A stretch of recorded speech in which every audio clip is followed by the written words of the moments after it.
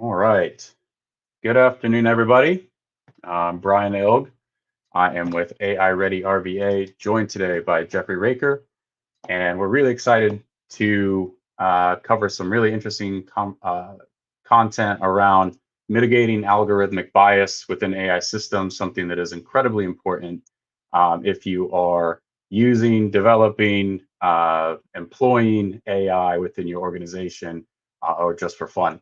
So I'm going to let Jeffery take the mic and run from here.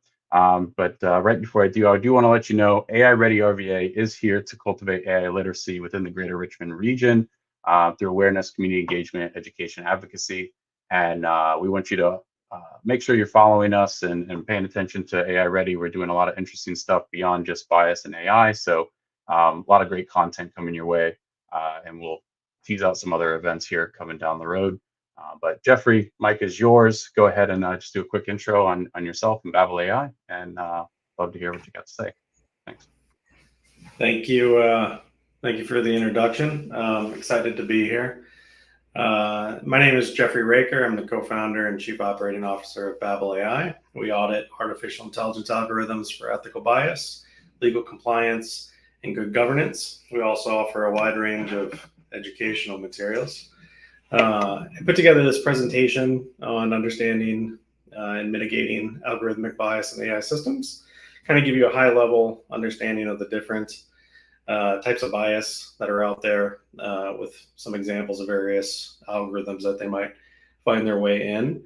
It's a bit of a structured conversation, but I like to go a little all over the place, and I love to get the Q&A going. That's where the really fun stuff is at. So if people have questions, please, jump them in the chat. I think, Brian, you're going to help me navigate that. And there's a bit of an interactive element to this as well. So I'd love to get some feedback. And I guess we'll go into it. All right. So understanding and mitigating algorithmic bias in AI systems. So right away, I'm Jeffery Recker. Don't need to reiterate that. And BABL AI, don't need to reiterate that as well. Just a little high overview of who we are and where we come from. So BABL AI was founded by Dr. Shay Brown, a good friend of mine at the University of Iowa. We originally got into it to build robots and AI for NASA and quickly pivoted into AI ethics and AI auditing. We saw, Cambridge Analytica and all these things kind of happening where algorithms had real, possibly negative impact on human life and wanted to do something about it. And so Shay kind of saw the writing on the wall and saw algorithmic auditing as a real solid solution to help mitigate these risks. And then fast forward almost 7 years now, and we're still going strong, growing by the day. We also offer tons of free resources online, news, blog, podcast. We do a lot of speaking engagements and have some peer-reviewed research out there. So feel free to get access to any of that. Really quick, I'm going to start off with what is algorithmic bias? And I'm just going to pause here for a moment and see if anybody can kind of throw out some answers. And we'll let the crickets chirp as we wait for some stuff to come in.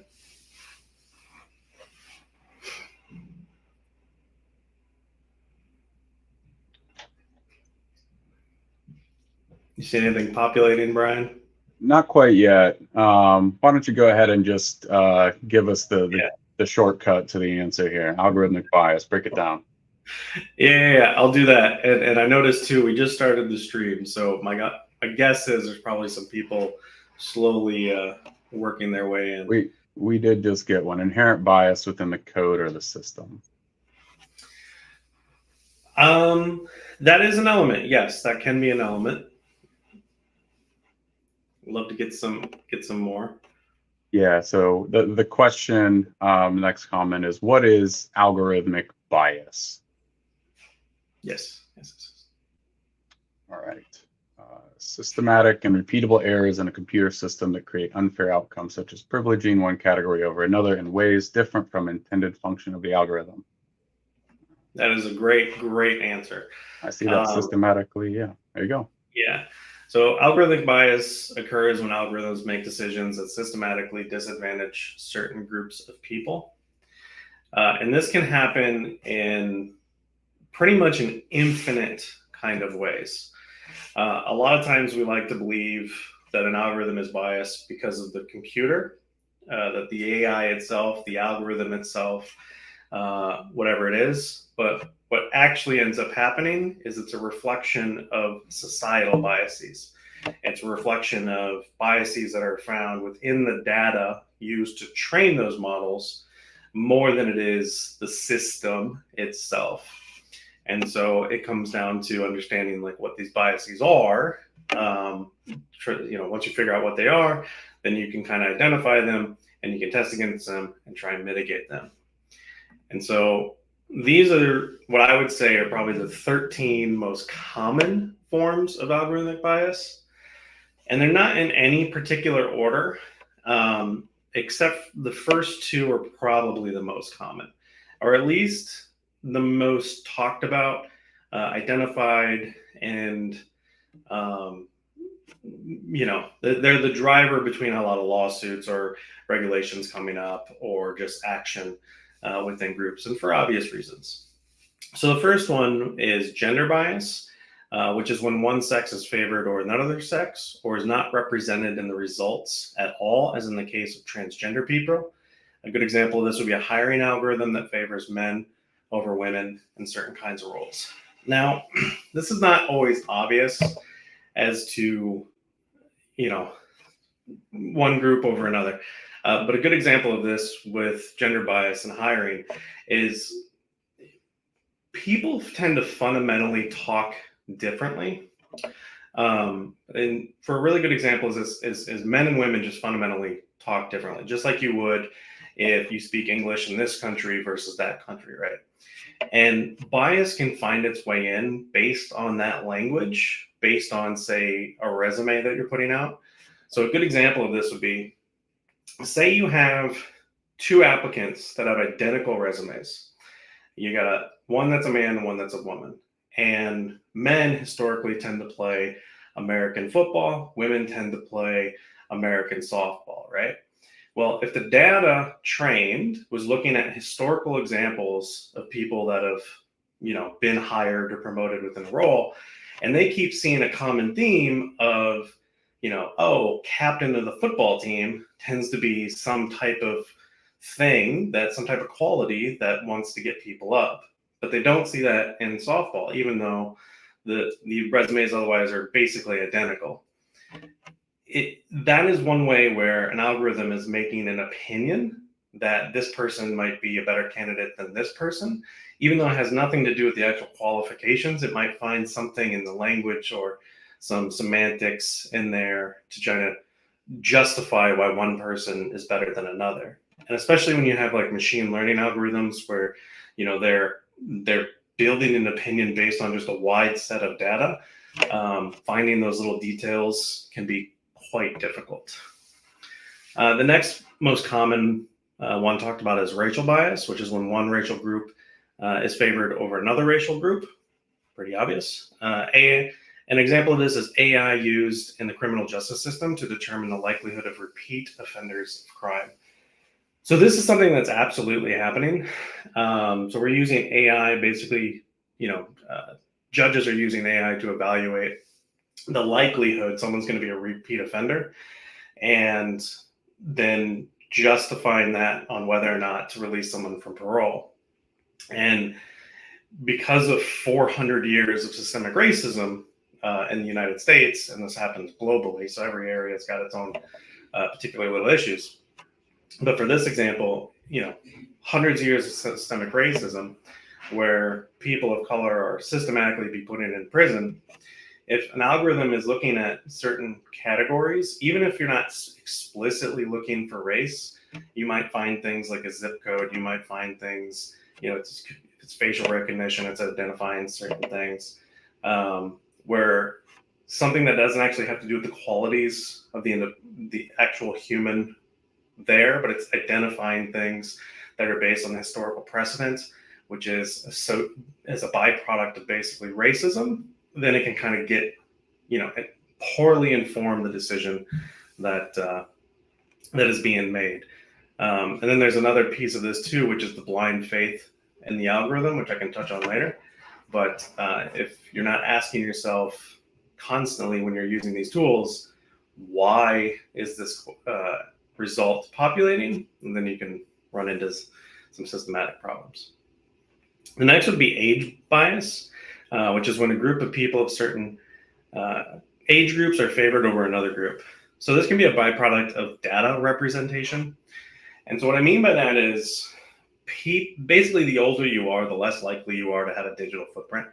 And the younger you are, the more likely that footprint is to be huge. So if your grandparents or your parents are from an older generation and they didn't grow up on the internet, and an algorithm is trying to predict marketing trends, like what should we put in front of this person for them to purchase, directions, some type of informed decision, something within the business itself. If their data is not put into that pool of information that algorithm has been trained on, then bias can creep its way in unintentionally because that group of people is just not represented. Their opinions, their thoughts, their actions, whatever it might be, their language might just not be represented in the data, and then age bias can be a byproduct of that.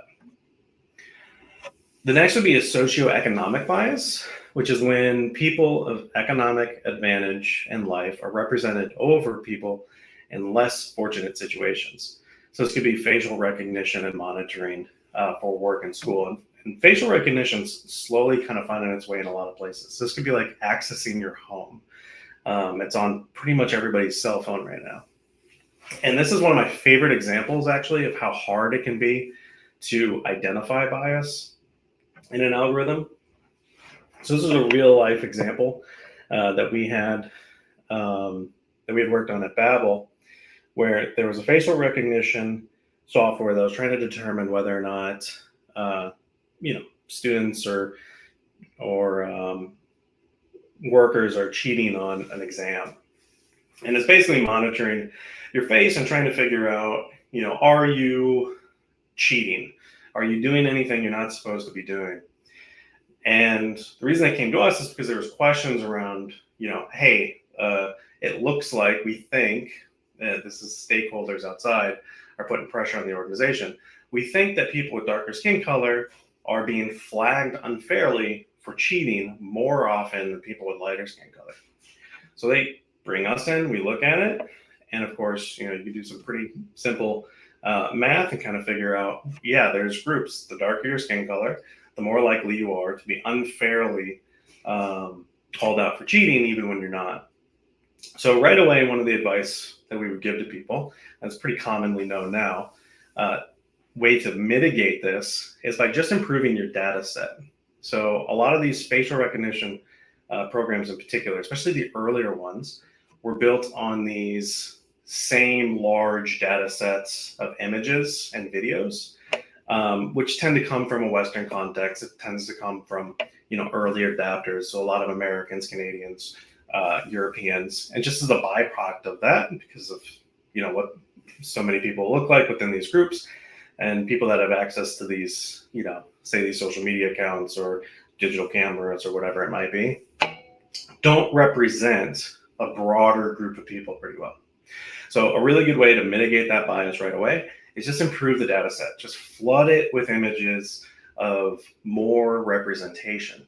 So they do that. And then right away, it improves it, but they notice it doesn't solve the problem. We keep seeing this issue where the darker your skin color, darker your hair color, bias is creeping in. What is going on? And so when we started looking at the data and we started pulling it away, we started to notice some trends. And that is, it wasn't necessarily skin color. It was a socioeconomic issue.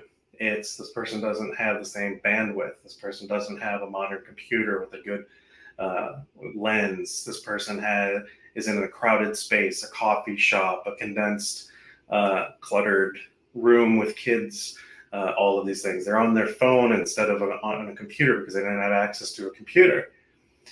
And so this is just an unintended consequence, again, of years, centuries of systemic economic repression within our particular system, where people of color just tended to be just in a worse economic situation.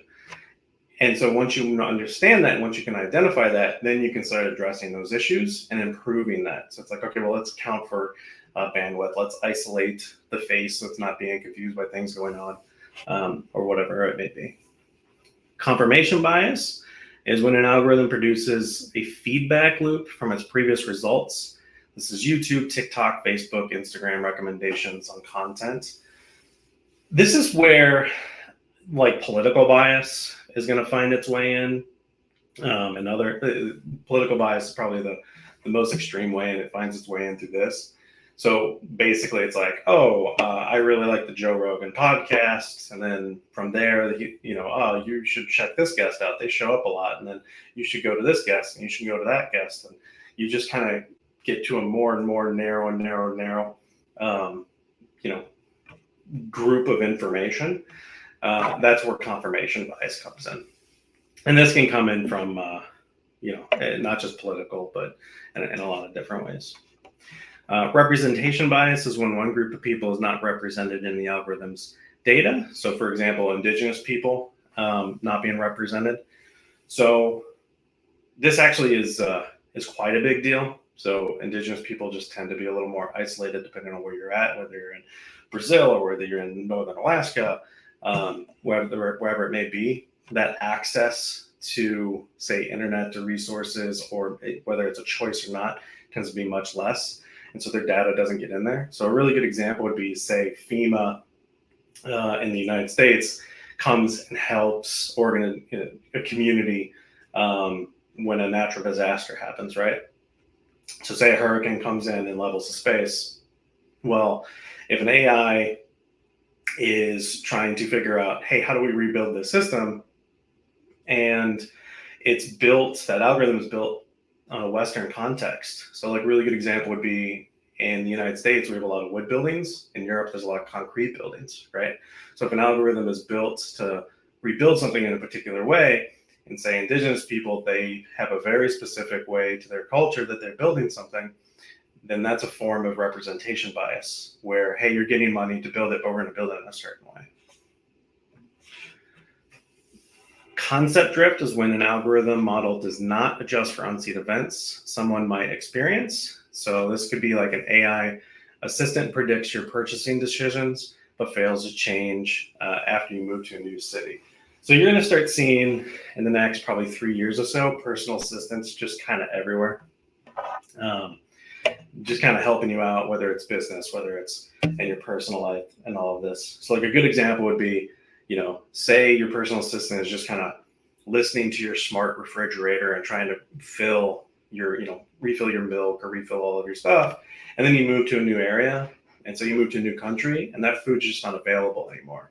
But it keeps trying to like buy it, or it's buying it back in your old address, even though you've changed your own address, whatever it may be. Privacy bias is when a group of people is not represented in the data of an automated system because they choose not to have their data collected. So this could be like online shopping. This could be like, think Facebook when you're, talking to a friend, when you're perusing the internet and you're talking about buying diapers or buying a new car or whatever it may be. And then you start seeing those ads. So depending on where you live, there's different data privacy laws and inclusion laws. So Europe is very protective over privacy. You have to give consent to collect any of that data, for instance. And if you're choosing not to collect that data, bias can then get in there, right? Any type of algorithm is trying to sift through, any type of algorithm that's trying to, build a product for you, basically. If your data is not represented, whether by choice or not, bias can find its way. Disability bias is when an algorithm fails users with mental or physical disabilities, like a stroke victim, people with neurodivergent disorders, people with post-traumatic stress syndrome. This is emotional detection AI in the classroom, work, or cars. So one common theme with facial recognition that's going on right now is this idea of algorithms, evaluating you for a job or tracking you while you work, and then watching students in the classroom. And they're trying to figure out, like, is this person happy? Is this person tired? Are they stressed? Are they depressed? They're trying to figure out certain things. And we're finding ways that algorithms can be biased, like new ways, every single day, every day. So facial recognition that's trying to monitor you for your emotional state could very easily be biased, and we know it can be. If you have neurodivergent disorders, do you have high functioning anxiety? Do you have autism? Did you suffer from post-traumatic stress because you were fleeing a war-torn country, or you went to war, or you've come byproduct of domestic abuse? The way you emote evolves, and it changes also based on how you grew up, where you're from, cultural, all these different ways. And so bias can kind of find its way in as an unintended consequence of that. Language bias is when AI fails to treat people with different understanding of a language that is the same. So this is an algorithm that is grading college papers on a subject and unfairly punishes non-native writers. So about 83% of all data online is in English, and about half of that is academia. So the more niche your language set is, the more likely your data is not represented in the algorithms being trained.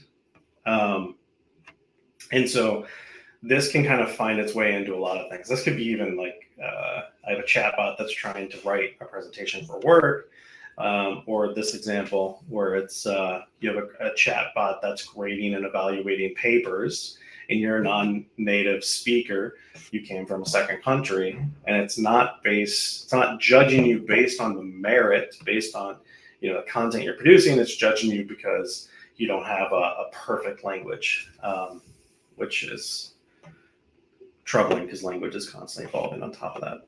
Regional bias is when certain geographical groups are not accurately represented in an algorithm's data. So this is zip codes in the United States predicting whether or not someone should be approved for a loan on historical data but fail to understand historical context. So zip codes are a common example.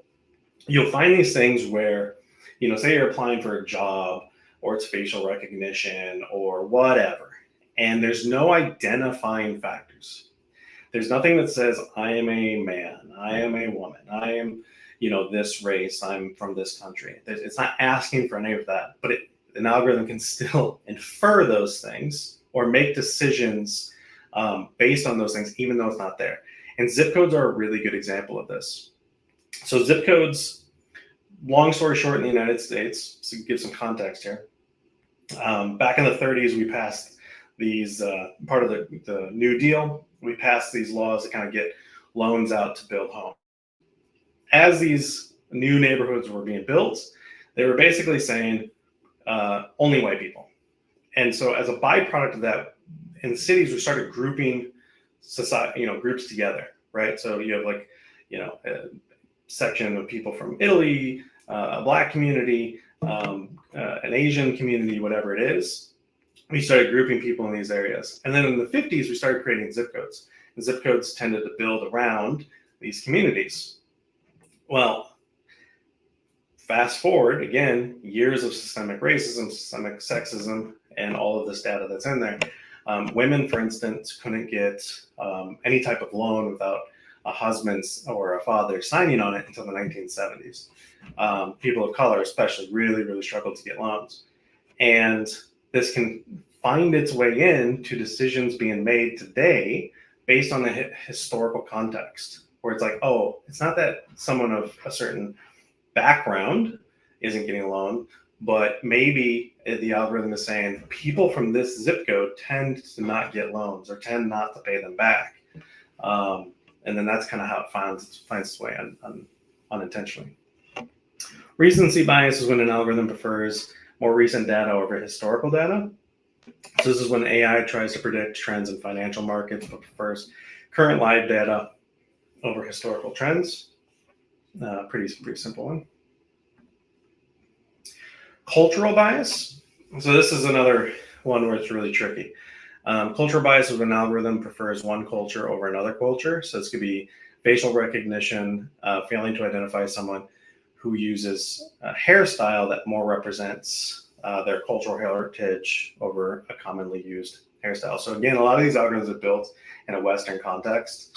So, I'm oversimplifying this, but if there's a lot of straight blonde hair, in the data, and then you've got some more traditional indigenous hairstyle, say from sub-Saharan Africa, an algorithm can fail if it doesn't identify that.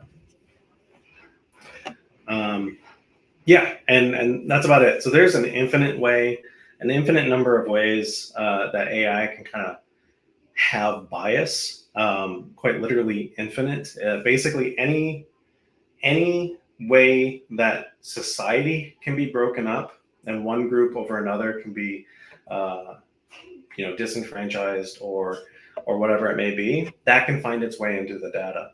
And depending on the context in which the algorithm is being used, we need to constantly be evaluating and testing and trying to poke different ways that an algorithm could be biased. What did I miss? Can you think of any other forms of bias? And then on that note, I got a little thought experiment. So Brian, I'm going to need your help with this one. Can anyone in the chat, and I can't see anyone, so can anyone in the chat spot any bias in these images? So for context, this was a viral post. Its post went viral on Reddit earlier in the year. Someone basically typed into Midjourney, show me, this type of warrior from this time period, smiling. So you have samurai warriors taking a selfie, African tribe, Native Americans, French soldiers from World War I, Egyptian warriors, and Aztec warriors. So I'll stop right here and see if anybody can spot a couple of biases in here. Brian, you got any? Nothing coming through quite yet, but I can toss one out there. Yeah, you go for it. I love this because it's a perfect example of how you don't know until you know. I would just say that by and large, each person represented in the image looks like the person directly to the left, right, and behind or in front of them. And typically people don't look identical like that. Hairstyles might be slightly different, but by and large, the people look very much the same. So it doesn't account for diversity, is what I'm picking up immediately. And I could go on and on, but there's just sameness in attire, sameness, which I think is what ultimately is going on there. And okay, we got a couple of chats coming in. I see all male, very nice teeth. That's a really nice one to pull out the straight teeth. Good job. I like the teeth comment. Yeah. Yeah. And you can keep throwing them out if you see them. But so basically this highlights, this idea of Western context data, where a lot of this data is modern. It's from the last, probably a couple of decades that trained these algorithms. A lot of, male, there's male biases. This image is basically littered with biases. But the one I wanted to highlight was one I never would have thought of until I came across this article on Medium a couple months back. And basically it's in the smile. So people smile differently all over the world. It's a cultural thing, right? Just like your hand gestures are different, or the inflections in your voice are going to be different based on where you're from. All of those people had essentially an American smile. And as an American, that's a little like, what? People smile differently. They do, to the point where, like, you go to Eastern Europe, there's a joke around the stupid American smile. Americans look just like the happy dumb guy all the time, because in their culture it's more internalized, and it's a softer smile. So just for me, a great example of how you never know until it's put in front of you. So what can we do? And I'm curious if people have any thoughts on ways to mitigate bias. And it seems like the chat's a little quiet, so we'll see if I'll pause for like just a few seconds. Yep, give it just a second there.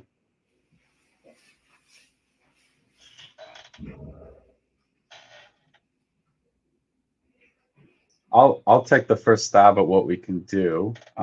Just kind of drawing on, and this is kind of where I was going, is develop better training data that are regionally specific.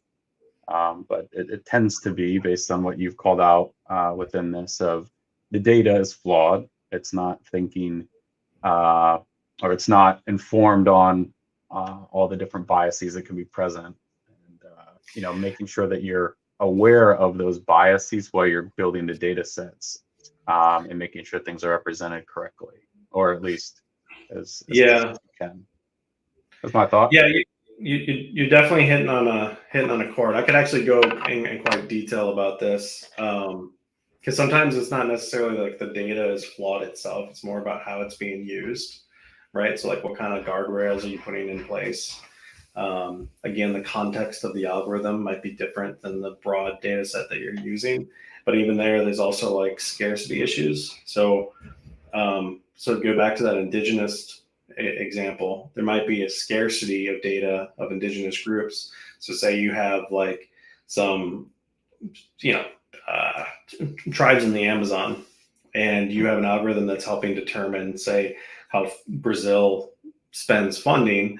Well, you have very isolated groups who have a high impact on terms of like what that funding might mean, but their data is not represented in the algorithm that's trying to parse all of this stuff together, and finding that data might be really, really difficult.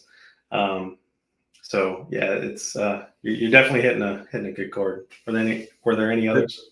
This just came in. Have a diverse team to help build the models. So I think your team, and this is going to bridge into more like governance and things along these lines. But having a diverse team and points of view all represented within the model creation. I love that one. Let me. Here's a great question to kind of also consider. Yeah. Answer that, and then I'll bring in this other question that just posed. I love that one, and that is one of the things I'm going to highlight here in a second. That is not easy. It's like a perfect answer. That is a perfect answer. It's absolutely something you should have in there, and you should have it at all stages of the algorithm, from the actual development all the way up to how it's being used at the very end of that supply chain. And diversity is never obvious. People are very different and complex, and that context and how is that algorithm being used? If you have some type of tool that's being used globally, how can how can an engineer that grew up in, say, upstate New York have any idea what the life of somebody who grew up in a small village in Kenya, how they might be using that algorithm, or how it might inform them, right? That connection. And when you look at the 9 billion people in the world and all of the different ways that we are diverse, that becomes a really hard problem to solve. Yeah, and that's a great segue into the chat question I want to pull up, which was, with so many different cultures and so much nuance, how can you account for them all? And we got into individual biases, and I wrote this down while you're talking, is, well, you can aggregate biases as well, and they're compound. So it's a really interesting challenge, and this is why I think bias within AI is such a complex issue that isn't just straightforward in everyone's thought process either. So there's a lot there.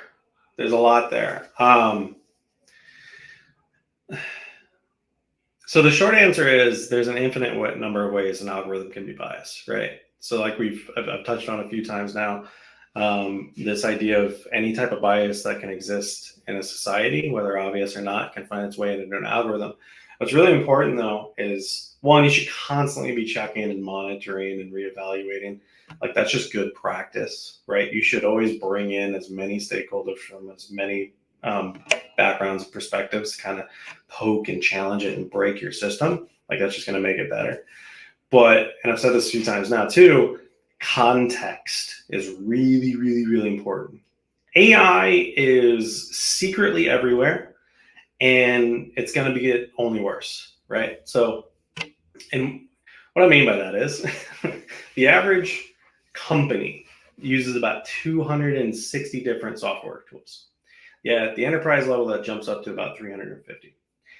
All of those tools are basically either being replaced or with AI, or having AI kind of put in them in some way, shape, or form, right? So, and you see this, right? If you're on WhatsApp, if you're on Slack, if you're on LinkedIn, you're kind of just slowly, oh, look at this AI chatbot. Oh, I'll let AI rewrite this. AI is kind of secretly everywhere. Your predictive text in your email and in your text messaging, that's a form of AI, right? So context, again, is really, really, really important. If an algorithm, back to the text, if you're looking to type something out and it doesn't type what you want, that's a form of bias, right? If you have a hiring algorithm and say that hiring algorithm, there is a 0.00001% increased likelihood that you can get a job if you are a man versus a woman, that's probably not something that needs your attention. But if it's a 20% increase, then it's like, oh, I need to look at this immediately and evaluate and try and figure this out. So yeah, just kind of constantly checking and monitoring, but then also understanding that the context in which it's being used is super, super important. And then that can kind of inform your decision making in terms of best practices.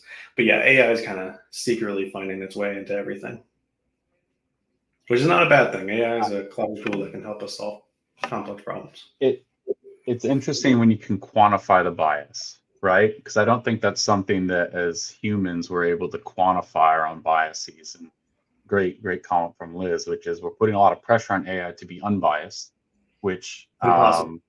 should be a priority, but it's probably never going to be achieved. Yeah. I wrote this down because and I'm not sure exactly all the slides you have left, so I don't want to jump into other content you have, but bias, where it's most impactful, where is bias most risky, is starting to get called out and put into regulation and compliance and frameworks and things like that.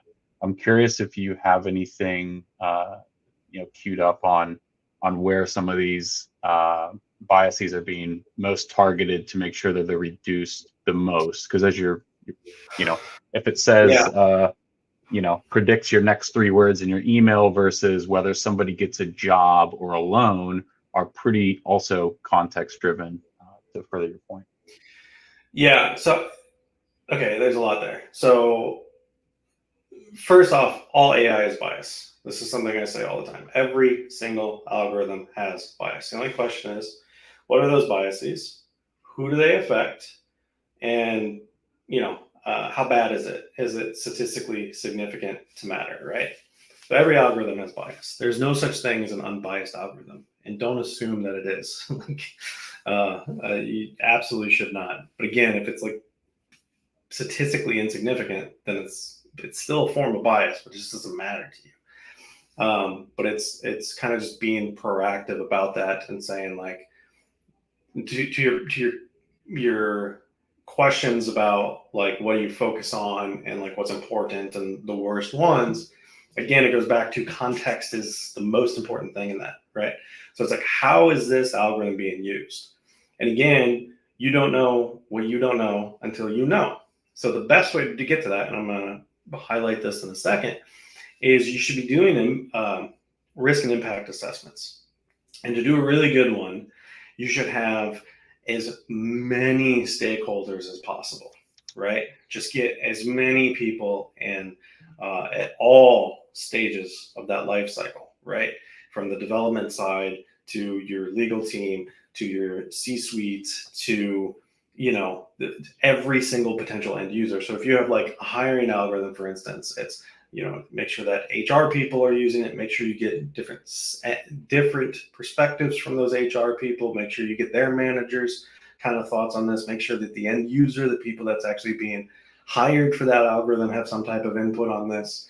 Because again, you might not think like, oh, I come from this part of the world and this particular thing is, whatever. That's the best way to mitigate that, right? And maybe you don't find anything. That's great, but you should constantly be looking, because you never know when it comes up.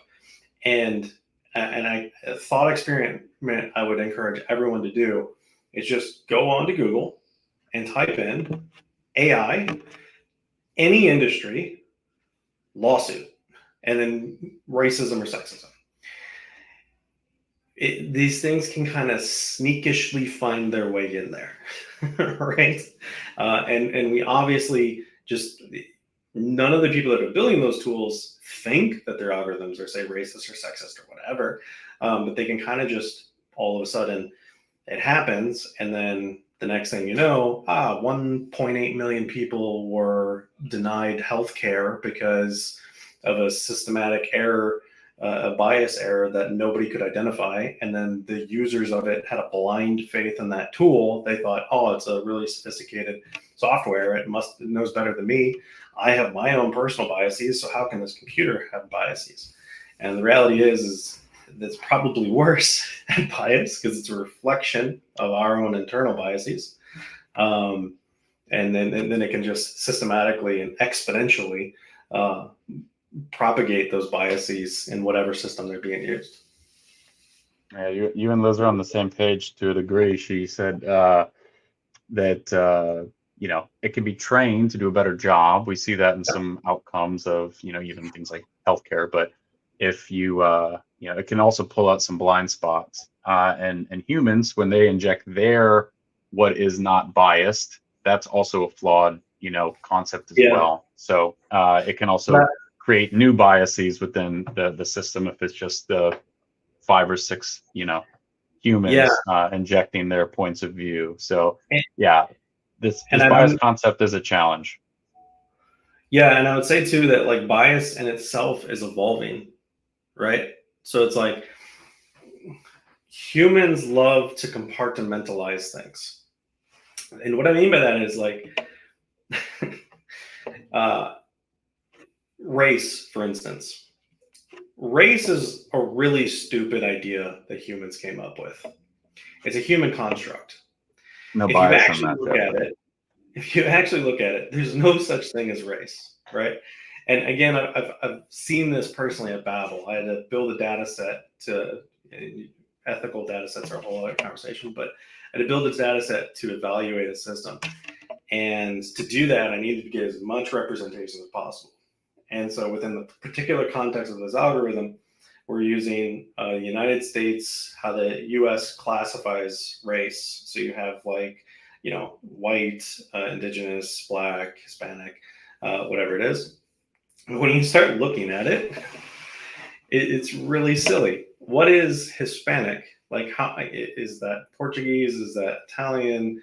Is that, Brazilian? Is that Mexican? At what point are you too white or too black to be Hispanic? What is Asian? Somebody from India looks completely different than somebody from Korea versus somebody from Mongolia versus someone from Russia. Like, what is Asian?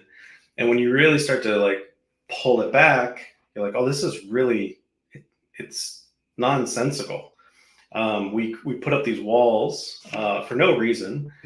But unfortunately, we've been doing this for millennia. And as a byproduct, people have been disenfranchised constantly. And so unfortunately, you have entire groups of people that might be, unfairly harmed or disenfranchised as a byproduct of centuries of systemic issues. And then you have these algorithms that are basically, learning from that bias that you might not see and you definitely don't do in your own life. But then it can, systematically and exponentially, propagate it. So it's I kind of went on a rant there, but A little bit, and I could run on this all day with you, I'm sure. I have lots of ideas. We have 15 minutes left, Jeffrey. I wanted to get to some of the other content you had, which was how do Yeah. we mitigate? And maybe if we could focus on a couple of those, just 'cause I think we do just have the hour for everyone. So Yeah, yeah. I'll run through these, and then feel free to put questions in the chat, and I can go over a Mhm. bit as well if I don't know if this allots for that, but It might be we'll set for an hour, but yeah, let's go ahead and pound let's through see. it. So ways to mitigate bias. So first and foremost, education. Learn as much as you can. We're constantly learning new ways that these tools can be biased. Be aware of like what good education is. And I'm not. There's a lot of crap out there. There's, AI especially is this potentially $1 trillion industry in the next few years, and everyone's kind of throwing themselves out there. So just be really critical of the information that you're learning from. Go to, institutions that have credibility, universities, etc., companies you trust, people you trust. Ethical standards and governance should be put in place. So this is like, once you identify risk, then you test for risk and you find, say bias in there. What is that structure in place? What is that organizational structure? Kind of view that as a pyramid almost to like address those issues. Make sure you have that into the DNA of the organization you are working for. And then if you do, potential liability risk or financial risk, legal risk, whatever it might be, that is an unintended consequence of bias. And this could be as simple as like, I could have just made more money, or, oh, I have a huge PR problem now because my system was, very racist or sexist or something. So have good governance standards and structures in place. So this diversity of thought, whether in development stage, testing stage, implementation stage of an algorithm, the more perspectives an organization can have, the more potential harms can be identified. Now, this is something that is at the core philosophy of BABL and some other really good organizations. For Humanity Centers is a good one. Diversity is not always obvious. Just because you have a room full of, colorful palette of people and it's a really good blend of sex does not make it diverse. If everybody is from, New York or California and went to the same 4 schools and are all have computer science degrees, that's not a good palette of diversity, right? So you should have perspectives from everywhere at all points of this, at least questioning things. So good questions are had. Transparency helps relevant stakeholders on an algorithm understand the lengths an organization has gone to identify and mitigate risk. So algorithmic auditing is a really good one for this. So transparency, what does that mean? Do I have to show my data sets? Do I have to show how my system works? Like what extent? Algorithmic auditing, which is on this list as well, is really good to have a third party person, a trusted body, come in, evaluate it, make sure you're doing those things without saying and showing like sensitive IP and stuff like that. But transparency is really important. You should show what you're doing and be open to scrutiny. Is transparency maybe defined also as this is what we expect to happen through our AI system, the outputs, the outcomes, and being able to explain what should be happening, Yeah, so that if there is an outcome that isn't in line with that, that it can be flagged and right. reconsidered within the algorithm and the data. I'd say that might be an interesting way to also view transparency. Yeah, there's Right or not. definitely there's definitely a spectrum in terms of like what people view as transparency. The way I would view it is it's a form of checks and balances on your organization and your system, right? It's you're putting your information to the public in some way, shape, or form and allowing them to scrutinize it so that you can build a better algorithm. So view it as like, like a government, right? It's I don't like what my government is doing.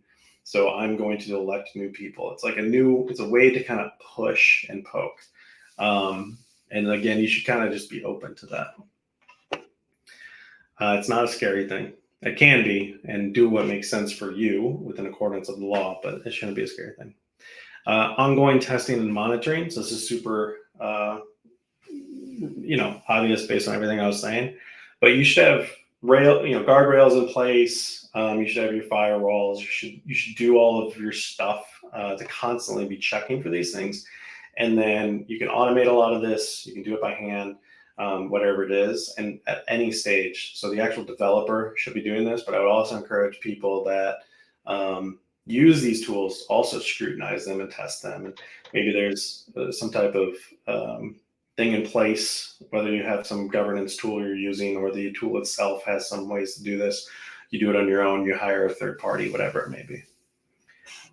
Testing representative data. So we hit on that one really hard. I won't jump into that one again, just being cognizant of time. Explainability and reproducibility of the results. So you should be able to explain how these algorithms come up with the results. So algorithms tend to have what's called a black box. You have a bunch of data going in, you have a result popping out, and that black box is the algorithm just kind of making its decisions. And you should be able to figure out how is it coming to those conclusions. And then hallucinations are a whole other thing on top of that. Whole different conversation. AI risk and impact assessments. I was saying that again earlier, so I won't hit too much on this, but just you should be doing risk assessments. You should just get as many stakeholders as physically possible from as many different perspectives and really try and break your system. Like figure out like how can this fail? And then once you identify that, you can address it, right? First step in solving a problem is acknowledging there is one, and you should be open to that.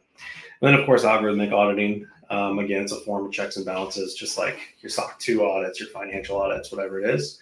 It's a form of accountability to your system, and it's a structured way to be held accountable, right? So an audit would have like, you got to do this, this, this, this, this, and this, and it's got to be held to this particular standard, whether it's against a framework or a law or whatever it is. It's a very good way, and then you can do your internal audits for sure, but I also recommend independent third-party audits. Have a person from outside your organization who has no financial interest in the outcome of that audit scrutinize it, and don't be scared of that, because if you're scared of that, the lawsuits that'll come later are going to be much more painful. And that's all I got. A couple of resources here. Kathy O'Neill, her book, Weapons of Mass Destruction, is absolutely brilliant. I recommend it to anyone and everyone. It's a really good introduction into this topic. Invisible Women by Caroline Perez is an absolute must-read, especially if you are a man. This book basically breaks down all the different ways bias is in our society as it relates to women. But why I love this book is it is exhaustive in all of the different ways, and it's all backed by research. It's just like thing after thing after thing, and it really highlights the complexity of this problem. Unmasking AI, Joy is amazing. Highly recommend following her and her content. And then In Machines We Trust, it's just a really good podcast. It's like 15-minute podcast episodes that kind of go through various different algorithms and different ways they're used. And one of the things they touched on is like their limitations and risk. And then resources and questions, and give me a follow if you'd like. That's all I got. Awesome. Any questions? Yeah, we got about 5 or 6 minutes left. If there's anything in the chat, just drop it in there. Questions you want me to ask. I'll keep my eyes on it. What I want to hit on this one thing. Oh, here we go. I got a thank you. That was nice. Thank you, Eric. You've had great comments the whole time. Appreciate you. Takeaway from the group: it isn't just about getting AI imagery and marketing right, so not to offend, but there are legitimate, serious potential implications that can cause harm if unintended bias isn't addressed consistently. Yeah, and I think that was basically, it isn't just about getting the right product to a customer. there are very real issues with bias that can have unintended consequences and produce actual harm. Yes, we should be making the slides available. We'll make sure to get those out because there is a lot of great content in here. And then if just for the sake of time, this was a very quick overview of a lot of different biases. Definitely going to just make it make sure to follow and reach out to Jeffrey if you have any more deeper questions, concerns, want to go into a topic. There's a lot of depth in all of those as well. And real quick before everyone jumps off, I did want to mention as well, besides Jeffrey's information, AI Ready RVA. We do have other events coming up. We have a few, so check us out on our socials. You clearly found us. I see people on YouTube and LinkedIn and through the emails. But we do have a great event coming up here on, I believe it's October 9th. Yes, October 9th with Meta AI coming in to do some training around unlocking AI for your business. This is going to be more on the marketing side. So make sure to take everything you've heard here today, apply it into that conversation, and upskill, leverage, and increase your AI literacy. So I want to get that in before people drop. Don't see too many other questions coming in. A lot of thank yous as well. So if nothing else comes in, Jeffrey, I'll give you the last minute or two just to kind of toss your stuff in there. I got my readouts out. You're good. Yeah. Thank you for everyone for showing up. I really appreciate it. You can, definitely give me a follow. BABL has tons of free resources. It's part of our philosophy to kind of educate people. Our news is constantly updating with updates on AI governance. We got a good blog, got a YouTube channel, just free PDFs, tons of free stuff. I would also say, it's easy to focus on the doom and gloom, and we should, right? You shouldn't ignore it. But these algorithms can really solve complex problems in society. Any challenge we're facing, and the world is just getting more and more complex by the day. And it's going to take complex solutions to solve those problems. But AI can definitely help and augment and make our lives easier. It's just got to be done in a ethical and caring way. And I'd also say too, for the companies that build these tools or use them, it's a competitive advantage to do it right. It takes one, bad press release, one scary moment, to ruin things. I like to say all the time, it takes a lifetime to build a reputation. It takes a moment to destroy it. So if you're proactive about this stuff, it's just going to benefit you in the long run. Yep. And the last comment that just came in, everything you just said, very, very poignant. Last comment that came in was, we have a listener from Vienna, Austria, who had the thought of the smile right away too. I'm going to tell you, that's one new thing that I learned today, was the American European smile. I had no idea. So there we go. That was the main takeaway, right? Was the smile of this whole concept? No, I'm joking around. Tons and tons of stuff around bias.